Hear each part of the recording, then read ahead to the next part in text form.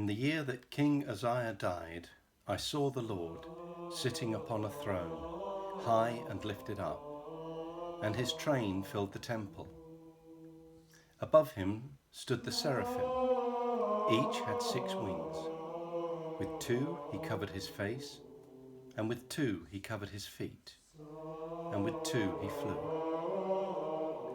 And one called to another and said, Holy, holy, holy is the Lord of hosts. The whole earth is full of his glory.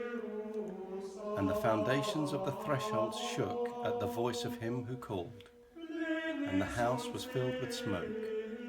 And I said, Woe is me, for I am lost, for I am a man of unclean lips, and I dwell in the midst of a people of unclean lips. For my eyes have seen the King, the Lord of hosts.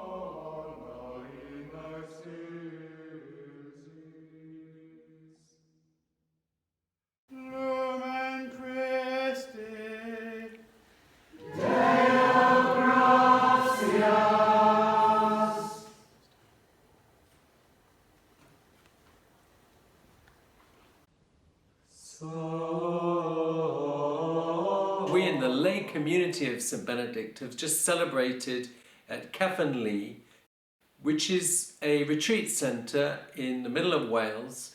With its remoteness, we go there every year in order to find each other and to find the presence of Jesus Christ. We follow the 3 main services of the Triduum: the washing of the feet on Holy Thursday, the veneration of the cross on Good Friday, and of course the Easter Vigil on Saturday night. The rest of the weekend is interspersed with the prayer of the Divine Office, which the members of the community learnt in all the years when we were attached to Worth Abbey, a Benedictine monastery based in Sussex, and for which we have a great love. And we sing the morning office and the evening prayer and midday office every day following the Divine Office. And this year we had a world-famous theologian, James Alison, who came to speak to us on our theme of Holy, Holy, Holy.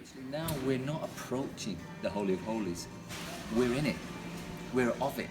And our task is not to approach, but to allow the encounter to be alive in us, to be open to the encounter and to move with it. That's a different thing from approaching the far off the Holy of Holies. And Jesus said to her, Mary. This is the first word of the new creation. It's a person. A person is being addressed in their grief. A word spoken to them in which they instantly know who they are who are being spoken to and who it is who has spoken to them.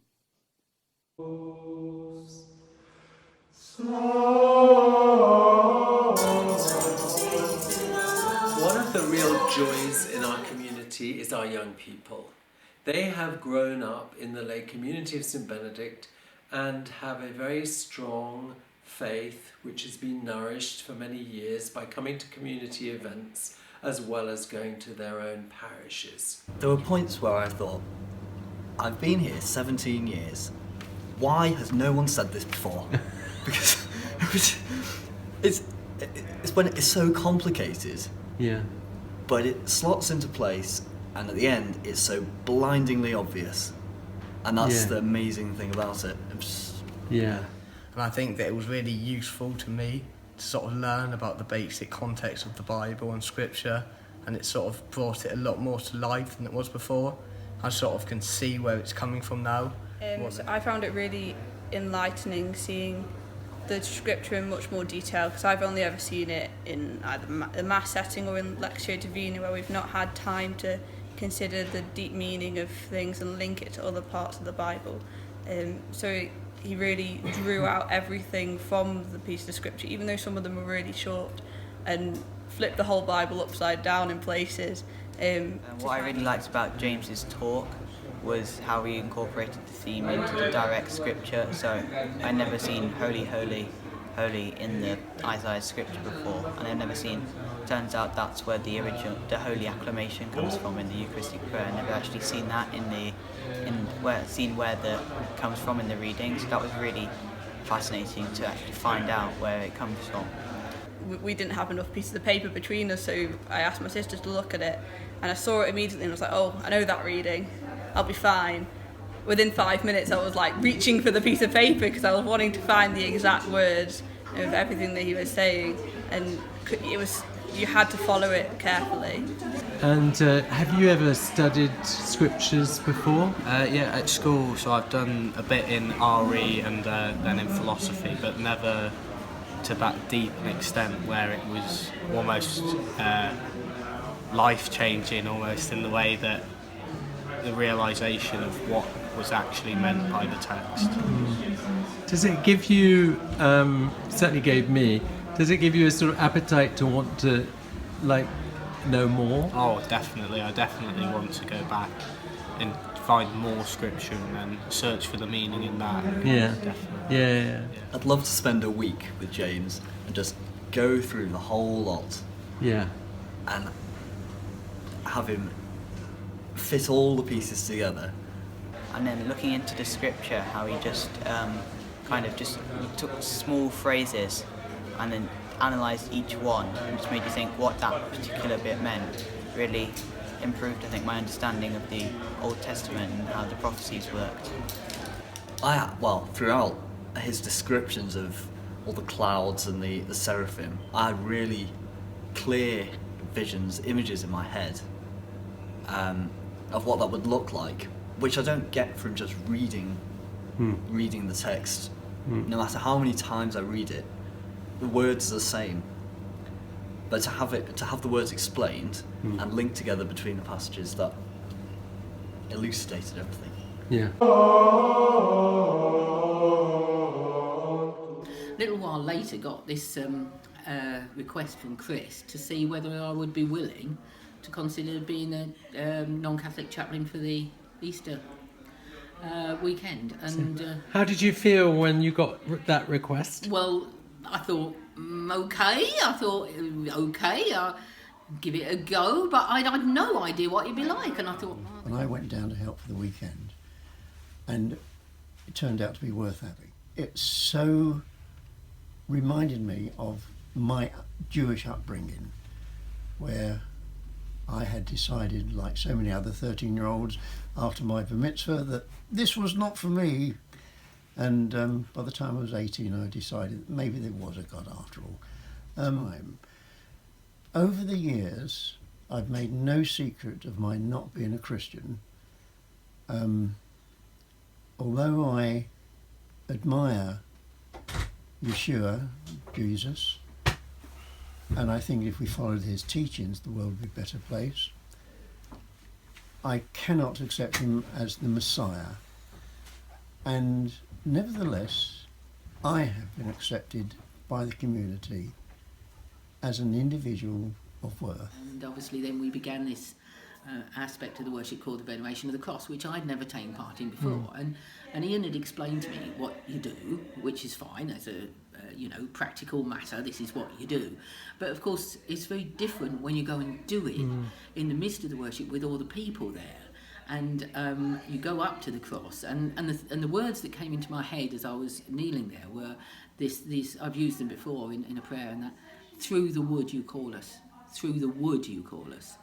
This is what I noticed was that the people that came for prayer, their the things that were on their hearts and the things that I was listening to and we were talking about together, more or less all of those sprang directly from that encounter with the cross that we'd had just a little while earlier in that service, and that it was that had opened this fountain that kind of gave us this moment to share all of that together. It's been a fantastic Easter. It's been one of the best, from the depth of the talk that we had and the reasons to explore. exactly where we are as the people of God, and the power structures that we live in and our place within them or not. And alongside that, I think we've had a tremendous freedom of expression rising from the children upwards, with the music and the song and the dance. Yeah, because sin happens, and it's a thing and it's a mistake when it happens to us. But shame it carries on. Yeah. And it's the shame that needs fixing. I said to Tom earlier, there was a question asked about forgiveness, and I thought a lot of people accept that the slate is wiped clean when you're forgiven. Yeah. But it's very easy to count the times the slate has been wiped clean and think to yourself, how many times have I been forgiven for that same thing? But actually, I think of it a bit like Snapchat. So when you receive that forgiveness message, it disappears off the top of the screen and you will never see it again. And there's no use counting the times it happens because you can't count them. They're gone forever, and you have a new message there. You know it's forgiveness when you encounter it because the shame is held gently. Yeah. It's not that it's not there, it's that it's held gently, long enough to transform into something else.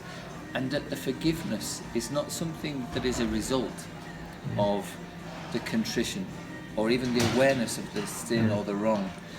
The forgiveness was there all along. And the contrition is the realization of the need. That's why the forgiveness had to be there. And that called it the dynamic of the Creator. That forgiveness was the dynamic of the Creator. And we are called to act out that dynamic. And I thought, wow, what does that mean? You know, with the person I'm sitting next to, with my family, with my children, with each other, at work, what does it mean to be called into that dynamic of the Creator? Forgiveness. What a gift. And we're all priests by baptism, and the empowerment that we have to go and preach the gospel. So I'm a Christian, and I've chosen to be a Christian, and I have a duty to go and evangelise and to try and to be a missionary. But to hear someone call me a priest and then later to call me God it's a whole different level. To be seen as not in the image of God, but as God, as God's equivalent, not equal, but equivalent. I thought it's very powerful. It's really hard to put into words. And we issue a very warm welcome to all people, singles and marrieds, families, students, young and old, to come and spend that time with us when we meet in the beautiful Welsh hills to experience the Easter liturgy from Maundy Thursday through to Easter Sunday, experiencing the life, death and resurrection of Jesus Christ. Dominus Deus,